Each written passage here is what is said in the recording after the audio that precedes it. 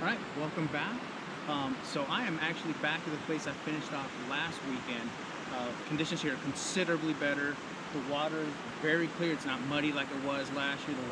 Last week. The water's a lot lower. I could already see where the water was up last week, probably about 2 feet higher. In other words, maybe 10, 15 feet further up the bank. So I can see that the water's very clear. Should be really good conditions. So we'll give it a shot. The target species today is smallmouth. I've never caught one before. I also know that there's chub in here. I caught a chub last week. I caught a rock bass last week. So there's other fish in here, but the target species is smallmouth bass, and hopefully we can get that off the bucket list. So let's see how we do today. Thank you for tuning in.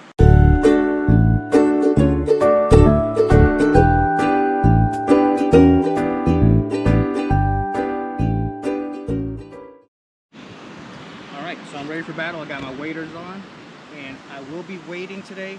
And the way it's going to work is I'm actually going to start downstream and work my way upstream. The reason I do this, if I start upstream and I'm walking all across the river, I'm going to get everything muddy and cloudy, and that's all just going to drift downstream. If I start downstream and work my way up, all that's going to be behind me. It's not going to spook the fish that I should be coming up on. So trying to do everything right.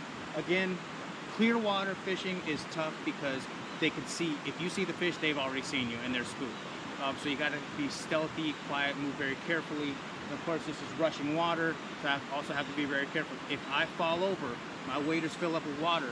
I mean, that's about 100 pounds of water weighing me down. Now, it's not a very deep river, but you still got to be very careful. So some dangers involved, but I'm not going to pretend like this is the most dangerous thing I've ever done. But this is definitely a beautiful, beautiful country. I'm very excited about this little adventure, so we'll give it another shot today and see how we do. Thank you for tuning in, guys.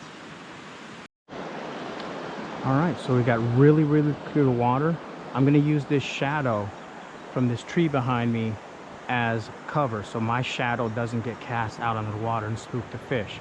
Where you could see the dark here leading right up to that white sand, that's how high the water was a week ago. Actually, 6 days ago. So water's receded quite a bit. It's not nearly as muddy as it was, and I am actually not going to really wade. I'm going to get my toes a little bit wet here. We're going to start here because there's a nice little bend in the river here. And I'm just starting with a little surface popper. See if I can get a fish to come up from this little pool. Now I see a lot of activity on the surface here, little minnows popping around. That's a good sign, because if the minnows are feeding, hopefully everything else is feeding too.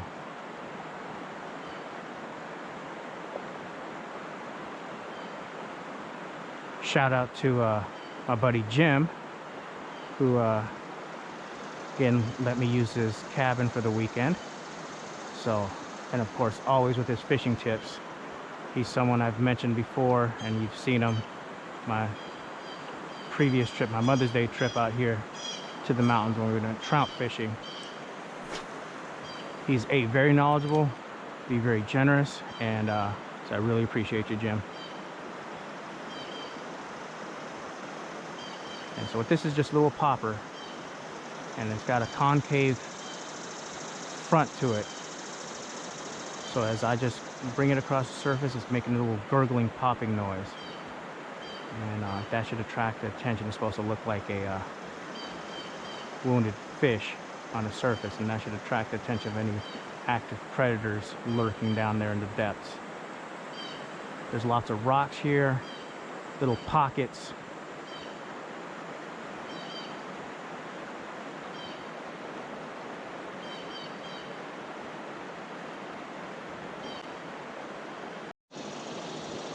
So a week ago, I couldn't see all this structure right here. You guys can see these rocks here directly in front of me. You can actually see the bottom. As the water gets darker, it's deeper over there. So I'm gonna stand over here on the edge of these rocks here and cast out into this little pool and see if anything wants to bite.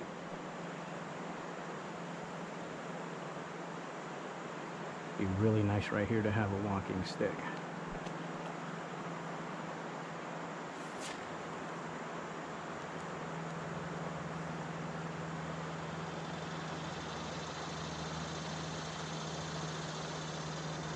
Throwing a little jig with double curly tail. Just kind of bouncing it across the bottom. It's supposed to mimic a little crayfish. keeping my rod tip high so I can keep it doesn't get itself too deep in those rocks down there, because I know there's a bunch of rocks. I can actually see there's another outcrop of rocks right over there. So there's a little pool right here. There's rocks on the edge there, and there's rocks right over there.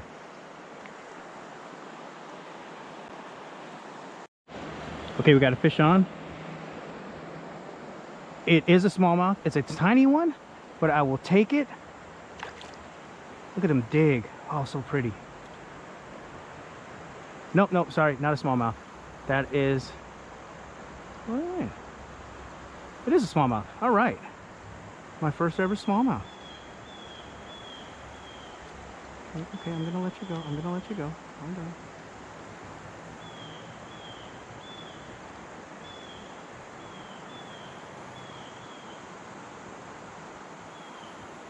All right. Okay, buddy.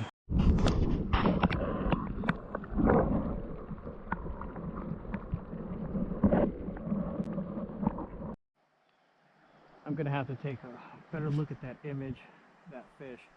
I have a feeling that was just a rock bass.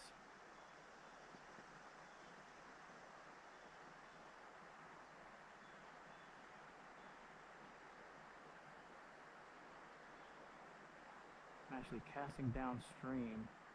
I'm working over a little crop of rocks that are just downstream of me here. Now when you do this, keep your rod tip lower and reel slower, because the current is going to want to make that lure go up into the water column. You want it to get a little bit further down in the water column. So I'm slowing my retrieve down, keep my rod tip low. So I'm bumping right over the top of those rocks. And what happens is that's little ambush points. That's where the predators will sit behind rocks. So something comes swimming by. It looks like an easy meal. And that's when they'll pick it off. And that's how I caught that last little bass. Okay, fish on. Smallmouth. Yes. Yes. All right. There's my first smallmouth. Beautiful.